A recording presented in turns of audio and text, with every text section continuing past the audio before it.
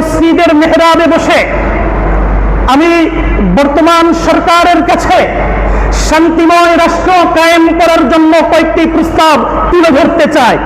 মাধ্যম হলো আপনারা পৌঁছিয়ে দিবেন। 1 নম্বর, আমি যেমন বাংলাদেশ চাই। শিরোনামটা কি? যেমন বাংলাদেশ চাই।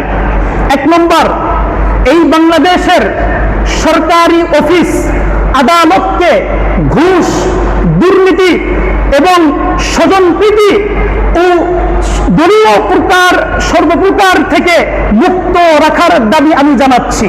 1 নম্বর কি বললাম?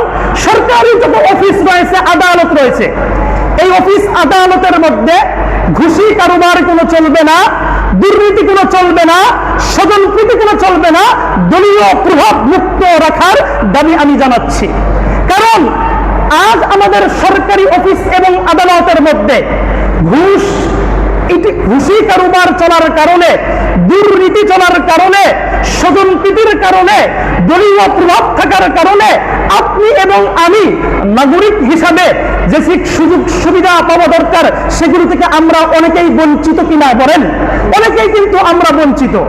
সম্মানিত মুসলমানে কেরাম, খেয়াল রাখবেন, ঘুষ মারাত্মক একটি অপরাধ। এর সঙ্গে আমরা কেউ জড়িত হব না, নিজেরাও ঘুষ দিব না, ঘুষ গ্রহণ করব না। কেন করব না? এই ব্যাপারে আল্লাহ কি বলেছেন একটু চলুন। আল্লাহ পাক রব্বুল আলামিন সূরা বাকারার 188 নম্বর আয়াতের মধ্যে বলেন, ওয়ালা তাকুলু আমওয়ালাকুম বাইনাকুম বিল বাতিল। আল্লাহ বলেন, হে ঈমানদারেরা, তোমরা একে অপরের সম্পদকে অন্যায়ভাবে ভক্ষণ করিও না। আল্লাহ কি করেছেন? নিষেধ করেছেন। সরকারি অফিসে যাওয়ার পরে একটা ফাইল যদি সিগনেচার করতে গিয়ে টেবিলের নিচ দিয়ে যদি টাকা দিতে হয়, ঘুষ যদি দিতে হয়, তাহলে আপনারাই বলুন, এই সম্পদকে যে আপনি ঘুষ দিচ্ছেন, এর দ্বারা আপনার পরিবারের মধ্যে কোনো শান্তি পাওয়া যাবে না। এজন্য ঘুষ মুক্ত দেশ আমাদেরকে গড়তে হবে। সম্মানিত মুসলমানে কেরাম, রাসূল খুদা সাল্লাল্লাহু আলাইহি ওয়াসাল্লাম হাদিসের মধ্যে বলেছেন, যে হাদিসটি ইমাম তিরমিজি রাহমাতুল্লাহ আলাইহি তার সুয়া কিতাব সুনানুত তিরমিজির মধ্যে উল্লেখ করেছেন। হাদিস নম্বর 1351 নম্বর হাদিস। হাদিস বর্ণনাকারী হলো সাওবান রাদিয়াল্লাহু তাআলা আনহু। তিনি বলেন, লানা রাসূলুল্লাহ সাল্লাল্লাহু আলাইহি ওয়াসাল্লাম আলার রাশি ওয়াল মুরতাশি ওয়ার রাশি ফিমা বাইনাহুম। আল্লাহ 3 শ্রেণীর ব্যক্তির উপরে সর্বদা লানত বর্ষিত করতে থাকেন। সেই 3 শ্রেণীর ব্যক্তি কারা? 1 নম্বর আর রাশি, যে ঘুষ দাতা। 2 নম্বর ওয়াল মুরতাশি, যে ঘুষ গ্রহণ করে থাকে। 3 নম্বর ওয়ার রাশি বাইনাহুমা, ঘুষখোর এবং ঘুষদাতার মাঝে যে সম্পর্ক স্থাপন করে দেয়। ওই অফিসের পিয়নদেরকে যে দেখেন না, আপনার ফাইল নিয়ে স্যারের কাছে যায়, পকেট দিয়ে টাকা চায়, এই 3 ব্যক্তিকেও আল্লাহ তার প্রতি লানত করতে থাকেন। সম্মানিত মুসলমানে কেরাম, আরেক হাদিসের মধ্যে এসেছে, হাদিসটি হলো ইমাম আবু দাউদ রাহমাতুল্লাহ আলাইহি উল্লেখ করেছেন, যে হাদিসের রাবি হলো বুরাইদা রাদিয়াল্লাহু তাআলা আনহু। তিনি বলেন, ক্বালা রাসূলুল্লাহ সাল্লাল্লাহু আলাইহি ওয়াসাল্লাম, জনাবে রাসূলুল্লাহ সাল্লাল্লাহু আলাইহি ওয়াসাল্লাম ইরশাদ করেছেন, মানিস্তাআমাল্লাহু আলা আমালিন ফারাযাকনাহু রিজকান। আল্লাহর হাবিব বলেন যে আমি রাষ্ট্রীয়ভাবে যাকে যে কাজের জন্য নির্ধারিত করেছি, ফারাযাকনাহু রিজকান, রাষ্ট্রের পক্ষ থেকে তার জন্য আমি স্যালারিকে নির্ধারণ করে দিয়েছি। ফামা আখাযা বাদা যালিকা ফাহুয়া গুলুলুন। নির্ধারিত ভাতা পাওয়া সত্ত্বেও অন্যায়ভাবে ঘুষের মাধ্যমে, দুর্নীতির মাধ্যমে যদি সে টাকাকে গ্রহণ করে থাকে, সেটি আত্মসাৎ বলে গণ্য হবে। কথা বুঝেছেন? সেটি কি হবে? আত্মসাৎ বলে গণ্য হবে। সম্মানিত মুসলমানে কেরাম, আরেক হাদিসের মধ্যে জনাবে রাসূলুল্লাহ সাল্লাল্লাহু আলাইহি ওয়াসাল্লাম বলেছেন, হাদিসের রাবি হলো আব্দুল্লাহ বিন ওমর রাদিয়াল্লাহু তাআলা আনহু। তিনি বলেন, আর রাশি ওয়াল মুরতাশি কিলাহুমা ফিন্নার। ঘুষ দাতা এবং ঘুষ গ্রহণকারী উভয়ে জাহান্নামে যাবে। তাহলে আমরা বুঝলাম আমাদের অফিস আদালতগুলোকে ঘুষ মুক্ত করতে হবে। তাহলে আজ থেকে প্রতিজ্ঞা করি, ঘুষ দিব না, ঘুষ নিব না। কে কে রাজি আছে? হাত তুলে একটু দেখান না। আল্লাহ সবাইকে কবুল করুক। প্রশ্ন থাকতে পারে, হুজুর অনেক সময় অফিসে যায়, সরকারি যারা চাকরিজীবী আছে, ঘুষ দেওয়া ছাড়া তারা কিন্তু ফাইলকে পার দিয়ে দেয় না, আমরা কি করব? আমরা কি করব? তখন এই ক্ষেত্রে ফুকাহে কেরামগণ বলেছেন, যদি ঘুষ দেওয়া ব্যতীত আপনি আপনার অধিকার থেকে যদি বঞ্চিত হন, সেই জায়গার মধ্যে শরীয়তে মজবুর হিসাবে, অপারক হিসাবে আপনি যদি ঘুষ দিয়ে থাকেন, এর দায় ভয় আল্লাহ আপনি মুক্ত থাকবেন, আল্লাহ এই কারণে আপনাকে কোনো শাস্তি দিবে না। তাহলে অপারক হয়ে যদি আমাদেরকে ঘুষ দিতে হয়, তাহলে এর অবলটা আমাদের উপরে আসবে না, এর অবল যাবে কার উপরে? ঘুষখোরের উপরে যাবে। এই জন্য ভাই চলুন না এই বাংলাদেশকে আমরা দুর্নীতি মুক্ত করি, ঘুষ মুক্ত করি, অফিস আদালতগুলিকে ঘুষ থেকে আমরা মুক্ত রাখি, তাহলে এই জনগণেরা তারা তাদের অধিকার থেকে কেউ বঞ্চিত হবে না। সম্মানিত মুসল্লিয়ানে কেরাম, দ্বিতীয় নম্বর যে দাবিটি আমি জানাচ্ছি সেটি হলো মত প্রকাশের ক্ষেত্রে আপনার এবং আমার অবশ্যই স্বাধীনতা থাকতে হবে। তবে খেয়াল রাখবেন, মত প্রকাশের স্বাধীনতাকে কেন্দ্র করে কারো ব্যক্তিগত আবেগে অনুভূতিতে আঘাত করা যাবে না। খেয়াল রাখবেন, ইসলাম সর্বদা একে অপরের মতামত, পরামর্শ, ধ্যান ধারণাকে সবসময় শ্রদ্ধাশীল ইসলাম কিন্তু, এবং অন্যের মত এবং পরামর্শ অনেক ক্ষেত্রে রাসূল কি করেছেন? গ্রহণ করেছেন। গঠনমূলক সমালোচনাকে ইসলাম কিন্তু স্বাগত জানিয়েছেন।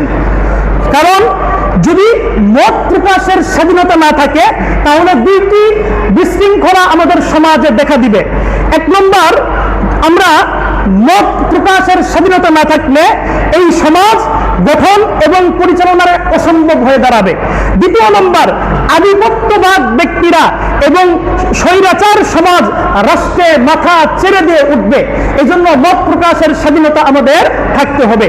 এই বিষয়ে আল্লাহ কি বলেছেন মত প্রকাশের স্বাধীনতার ব্যাপারে? আল্লাহ পাক রব্বুল আলামিন সূরা ইমরানের 104 নম্বর আয়াতের মধ্যে বলেছেন, ইয়া'মুরুনা বিল মারুফি ওয়া ইয়ানহাউনা আনিল মুনকার ওয়া ইউকিমুনাস সালাতা ওয়া ইউতুনাজ যাকাতা ওয়া ইউতিউনা আল্লাহ ওয়া রাসূলাহু উলাইকা সায়ারহামুহুমুল্লাহ। আল্লাহ বলেন, যে দেশের জনগণেরা ইয়া'মুরুনা বিল মারুফি, সৎ কাজে আদেশ দেয়, ওয়া ইয়ানহাউনা আনিল মুনকারি, অসৎ কাজ থেকে বাধা প্রদান করে। কিসের মাধ্যমে? কথার মাধ্যমে হোক অথবা বল শক্তির মাধ্যমে হোক। ওয়া ইউকিমুনাস সালাতা, দেশের জনগণেরা নামাজ কায়েম করে। ওয়া ইউতুনাজ যাকাতা, যাকাত প্রদান করে। ওয়া ইউতিউনা আল্লাহ ওয়া রাসূলাহু, আল্লাহ এবং তার রাসূলকে যে দেশের জনগণেরা অনুসরণ করে থাকে, আল্লাহ বলেন উলাইকা, এই সব লোকদের উপরে ইয়ারহামুহুমুল্লাহ, আল্লাহ রহমত বর্ষণ করে থাকেন। সুবহানাল্লাহ বলেন না? সম্মানিত মুসল্লিয়ানে কেরাম, অবশ্যই আপনাকে এবং আমাকে এই মত প্রকাশের ক্ষেত্রে স্বাধীনতা আমাদের থাকতে হবে। সম্মানিত মুসল্লিয়ানে কেরাম, মত প্রকাশের স্বাধীনতার ব্যাপারে আমি একটু আপনাদেরকে ইতিহাস শোনাতে চাই। কেমন ইতিহাস রয়েছে যে মদিনা প্রজাতন্ত্রের জনগণেরা তারা নির্বিঘ্নে নির্ভয়ে আল্লাহর রাসূলের সামনে তারা তাদের মতামতকে প্রকাশ করেছেন, এবং অনেক ক্ষেত্রে আল্লাহর হাবিব সাহাবায়ে কেরামগণের মতামতকে গ্রহণ করেছেন। যেমন গজওয়ায়ে উহুদের মধ্যে, উহুদ যুদ্ধের মধ্যে রাসূল আকরাম সাল্লাল্লাহু আলাইহি ওয়াসাল্লাম এবং সাহাবায়ে কেরামগণের তাদের পরামর্শ ছিল মদিনার ভিতরে অবস্থান করে শত্রুদের বিরুদ্ধে জিহাদ করবে। কিন্তু অপরদিকে হামজা রাদিয়াল্লাহু তাআলা আনহু এবং তার সহপাঠীরা যারা ইয়ং জেনারেশন ছিল, তারা বলছিলেন, ইয়া রাসূলুল্লাহ, মদিনার ভিতরে যুদ্ধ না কইরা আমরা মদিনার বাইরে গিয়ে আমরা যুদ্ধ করলে ভালো হয়। রাসূল সাল্লাল্লাহু আলাইহি ওয়াসাল্লাম তৎক্ষণিক সেই হামজা রাদিয়াল্লাহু তাআলার মতকে গ্রহণ করেছেন। সুবহানাল্লাহ বলেন? রাসূল কিন্তু তাকে বাধা দেয়নি। তাহলে মত প্রকাশের স্বাধীনতা রাসূল দিয়েছেন কিনা বলেন? দ্বিতীয় নম্বর, রাসূল আকরাম সাল্লাল্লাহু আলাইহি ওয়াসাল্লাম গনিমতের মালকে বন্টন করতে গিয়ে এক সাহাবা আল্লাহর হাবিবের কাছে মতামত পেশ করলেন, এ আল্লাহর হাবিব, আপনি হয়তোবা গনিমতের মালকে আল্লাহর বিধান অনুযায়ী আপনি গনিমতের মালকে বন্টন করেননি, তখন রাসূল আকরাম সাল্লাল্লাহু আলাইহি ওয়াসাল্লাম ওই ব্যক্তির, ওই সাহাবার এই মন্তব্য শোনার পরে তাকে কিন্তু ধমক দেননি, তার মতামতকে গ্রহণ করেছেন। নরম সুরে রাসূল বলেছেন, আমি যদি ইনসাফ কায়েম না করি, ইনসাফ কায়েম করবে কারা? আল্লাহর হাবিব তাকে প্রশ্ন ছুড়ে দিয়েছেন। সম্মানিত মুসল্লিয়ানে কেরাম, তৃতীয় নম্বর দৃষ্টান্ত, আল্লাহর হাবিবের যুগে জুবাইর রাদিয়াল্লাহু তাআলা আনহু এবং একজন আনসারী সাহাবার মাঝে একটা বিষয় নিয়ে মামলা চলছিল, তাদের মাঝে মতবিরোধ দেখা দিয়েছে। তো এই মামলা রাসূল আকরাম সাল্লাল্লাহু আলাইহি ওয়াসাল্লামের আদালতে প্রেরণ করা হলো। রাসূল সাল্লাল্লাহু আলাইহি ওয়াসাল্লাম কাজী হিসাবে, বিচারক হিসাবে জুবাইর রাদিয়াল্লাহু তাআলা আনহু এবং ওই সাহাবার মাঝে যে বিষয় নিয়ে দ্বন্দ্ব ছিল সে বিষয়ে তদন্ত করার পরে জুবাইর রাদিয়াল্লাহু তাআলা আনহুর পক্ষে রায় দিলেন। অপরদিকে ওই আনসারী সাহাবী রাসূল আকরাম সাল্লাল্লাহু আলাইহি ওয়াসাল্লামকে লক্ষ্য করে বললেন, আপনি আপনার ফুফাতো ভাইয়ের পক্ষে রায় দিয়েছেন। এই কথা শোনার পরে আল্লাহর হাবিব তাকে কোনো ধমকও দেননি, তাকে ব্যাপারে কোনো মন্তব্য করেননি। আল্লাহর হাবিব ওই আনসারী সাহাবার কথা শোনা সত্ত্বেও আল্লাহ তাকে মাফ করে দিয়েছেন, সুবহানাল্লাহ বলেছে। তাহলে সাহাবায়ে কেরাম মন খুলে তারা তাদের মতামতকে রাসূলের সামনে ব্যক্ত করেছেন, রাসূলও কি করেছেন? গ্রহণ করেছেন। তাকে ধমকও দেননি, তাকে খুনও করেননি, গুম করেননি, হয়রানও আল্লাহর হাবিব কিন্তু করেনি। চতুর্থ নম্বর উদাহরণ, সম্মানিত মুসল্লিয়ানে কেরাম, রাসূল সাল্লাল্লাহু আলাইহি ওয়াসাল্লাম এক যুদ্ধে তিনি সাহাবায়ে কেরামগণকে নির্দেশ দিলেন যে তোমরা অমুক স্থানে ক্যাম্প কায়েম করো, শিবির স্থাপন করো।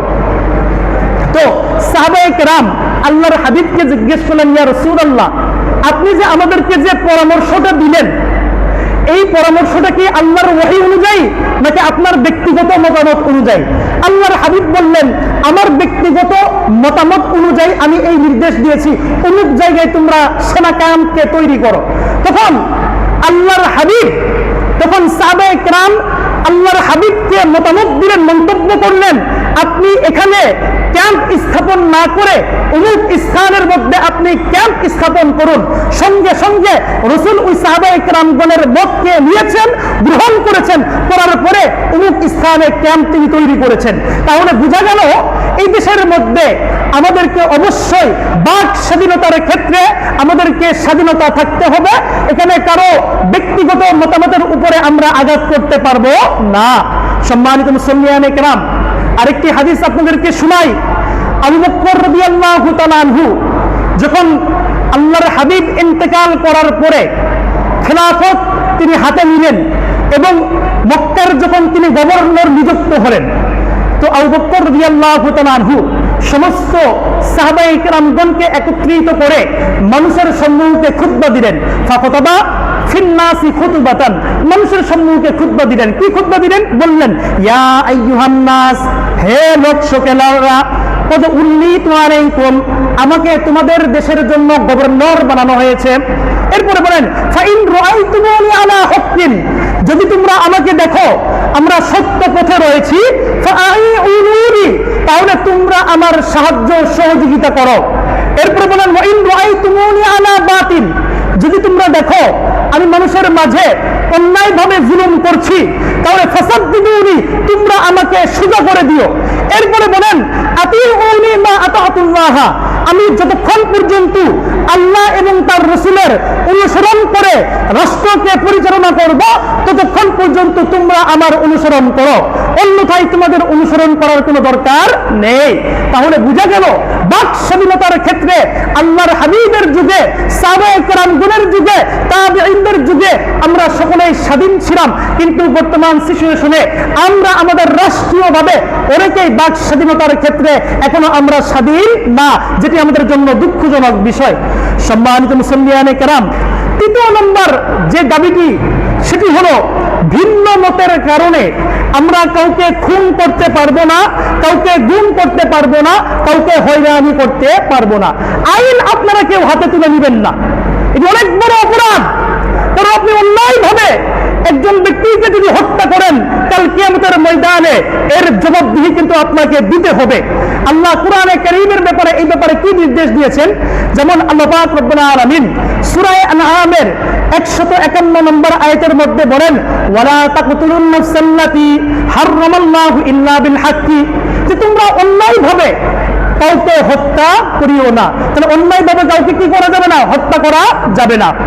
দ্বিতীয়ত, সূরা ইমরানের 21 নম্বর আয়াতের মধ্যে আল্লাহ বলেন, ইন্নাল্লাযীনা ইয়াকফুরুনা বিআয়াতিল্লাহ ওয়া ইয়াকতুলুনা আন-নাবিয়্যিনা বিগায়রি হাক্কিন ওয়া ইয়াকতুলুনা আল্লাযীনা ইয়া'মুরুনা বিল কিসতি মিনান নাস ফাবাশশিরহুম বিআযাবিন আলীম। আল্লাহ বলেন, ইন্নাল্লাযীনা ইয়াকফুরুনা বিআয়াতিল্লাহ, যারা আল্লাহর আয়াতকে অস্বীকার করে, ওয়া ইয়াকতুলুনা আন-নাবিয়্যিন বিগায়রি হক, যারা অন্যায়ভাবে নবীদেরকে হত্যা করে, ওয়া ইয়াকতুলুনা আল্লাযীনা, এবং ওই সকল লোকদেরকে হত্যা করে যারা ন্যায় ও ইনসাফ কায়েম করার নির্দেশ দেয়। আল্লাহ বলেন, ফাবাশশিরহুম বিআযাবিন আলীম, তাদেরকে আপনি কঠিন আযাবের সুসংবাদ তাদেরকে দাও। এজন্য ভাই অন্যায়ভাবে আমরা কি করতে পারবো না? আইন হাতে তুলে নিতে পারবো না। সম্মানিত মুসল্লিয়ানে কেরাম, তৃতীয় নম্বর যে দাবিটি আমাদের জানা দরকার, সেটি হলো সরকারি সেবা পেতে কারো ভায়া বা টেলিফোনের প্রয়োজন যেন না হয়। আপনি এবং আমি সরকারি সুবিধা যদি আমরা চাই, সরকারের পক্ষ থেকে নাগরিক হিসাবে যেসব সুযোগ সুবিধা গ্রহণ করা দরকার, সেগুলো গ্রহণ করতে গিয়ে যেন আমরা হয়রানির শিকার যেন না হয়, এই দাবিটি আমি জানাচ্ছি। কারণ আমরা অনেকেই সরকারিভাবে এদেশের নাগরিক হিসাবে আমরা কোনো অধিকার যখন আমরা চাই, তখন কিন্তু হয়রানির শিকার হয়। আমি দাবি জানাচ্ছি এরকম যেন হয়রানির শিকার যেন আমরা না হয়। কেন হব না? এখানে হয়তো অনেকেই সরকারি চাকরিজীবী রয়েছেন, অনেকেই হয়তো সরকারি চাকরিজীবী করেন না, কিন্তু বেসরকারিভাবে চাকরি করেন। অনেক রিক্সা চালকও রয়েছেন, অনেক সাধারণ পাবলিকও রয়েছেন। তাদের ব্যাপারে আমার একটা বার্তা, কি বার্তা? আল্লাহ কোরআনে কারীমের মধ্যে সূরা মাঈদার 2 নম্বর আয়াতের মধ্যে বলেছেন, ওয়া তাআওয়ানু আলাল বিররি ওয়াত তাকওয়া, তোমরা কল্যাণময় কাজে একে অপরকে সাহায্য সহযোগিতা করো। তাহলে ভাই বুঝেন, আপনার জমি সংক্রান্ত একটি প্রবলেম, অথবা আপনার আইডি কার্ড নিয়ে প্রবলেম, অথবা আপনার পারিবারিকভাবে কোনো বিষয় নিয়ে প্রবলেম, আপনি সরকারি কোনো অফিসারের কাছে যদি যান, তাহলে আপনার উচিত তার সমস্যার সমাধানটা করে দেওয়া। এটি আমাদের অধিকার। কারণ আপনি যদি তাকে সাহায্য সহযোগিতা করেন, আল্লাহ আপনাকে সাহায্য সহযোগিতা অবশ্যই করবেন, এবং আল্লাহ এই সাহায্য সহযোগিতার নির্দেশ আমাদেরকে দিয়েছেন। সম্মানিত মুসল্লিয়ানে কেরাম, সর্বশেষে একটি হাদিস বলে আমি আমার আলোচনাকে শেষ করছি, যে হাদিসটি ইমাম মুসলিম রাহমাতুল্লাহ আলাইহি তার স্বীয় কিতাব মুসলিম শরীফের মধ্যে উল্লেখ করেছেন। হাদিস নম্বর হলো 6746, হাদিস বর্ণনাকারী হলো আবু হুরায়রা রাদিয়াল্লাহু তাআলা আনহু। এই হাদিসের মধ্যে প্রায় 6টি বাক্য রয়েছে, যে 6টি বাক্য আমাদের অবশ্যই পালন করতে হবে। মনোযোগ দিয়ে শুনবেন। 1 নম্বর, জনাবে রাসূলুল্লাহ সাল্লাল্লাহু আলাইহি ওয়াসাল্লাম বলেছেন, মান নাফাসা আন মুমিনিন কুরবাতাম মিন কুরাবিদ দুনিয়া নাফাসাল্লাহু আনহু কুরবাতাম মিন কুরাবি ইয়াউমাল কিয়ামা। যে ব্যক্তি দুনিয়াতে থাকা অবস্থায় একজন মুমিন অপর মুমিনের, একজন মুসলমান অপর মুসলমানের কোন মুসিবতকে দূর করে দিবে, আল্লাহ পাক রব্বুল আলামিন কাল কিয়ামতের ময়দানে তার সব মুসিবত থেকে তাকে উদ্ধার করবেন। সুবহানাল্লাহ বলেন। তাহলে মুসিবত দূর করার ক্ষেত্রে আমরা একগ্রতার সহিত একে অপরকে সাহায্য করব কিনা? ইনশাআল্লাহ বলেন, ইনশাআল্লাহ। দ্বিতীয় নম্বর, ওয়ামান ইয়াসসারা আলা মুসিরিন ইয়াসসারাল্লাহু আলাইহি ফিদ দুনিয়া ওয়াল আখিরাহ। যদি কোনো ব্যক্তি একজন অসহায় গরিব মুসলমানকে সাহায্য সহযোগিতা যদি করে, আল্লাহ পাক রব্বুল আলামিন তাকে দুনিয়া এবং আখিরাতের মধ্যে সাহায্য সহযোগিতা করবেন। সুবহানাল্লাহ বলেন না?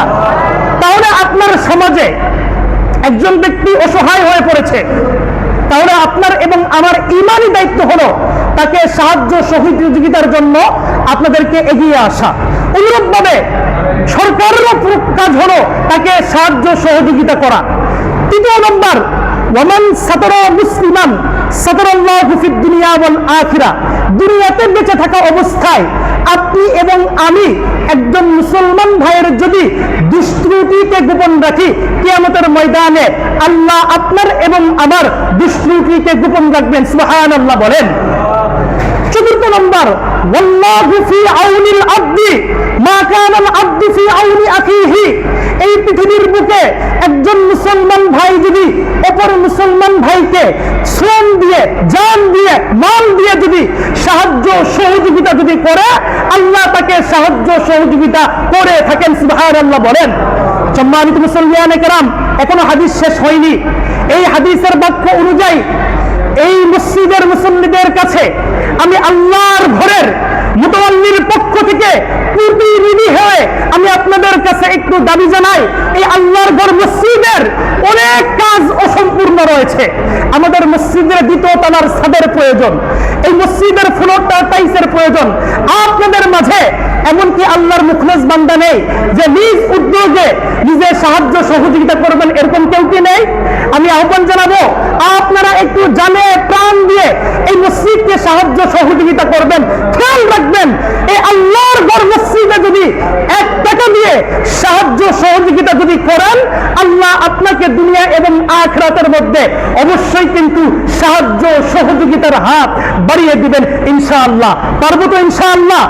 আমি অত্যন্ত আফসোস ও পরিতাপের বিষয়, দুঃখ লাগে, প্রতি জুমাতে এই মসজিদের মধ্যে প্রায় 300 থেকে 350 লোক নামাজ পড়েন। আমরা এই মসজিদের কালেকশনের জন্য দান বাক্স আমরা ছিড়িয়ে দেই, অথবা আমাদের কালেকশন মুহাসসিনরা আপনাদের কাছে যাই নামাজ নিয়ে হাতে যায়। কিন্তু কষ্ট লাগে, দুঃখ লাগে, আমরা আল্লাহর ঘর মসজিদের মুহাব্বতে 10 টাকা পর্যন্ত দান করি না, যদি আমাদের জন্য দুঃখজনক বিষয়। আরে ভাই, কত টাকা কোন দিকে যায় আমাদের কোনো হুঁশ নাই। কারো অসুখ বিসুখে বিছানায় কাতরাচ্ছেন, সেখানে হাজার হাজার টাকা আপনি ব্যয় করছেন। আপনার জমি নিয়ে সমস্যা, অফিস আদালতে গিয়ে হাজার হাজার টাকা আপনি ব্যয় করেন।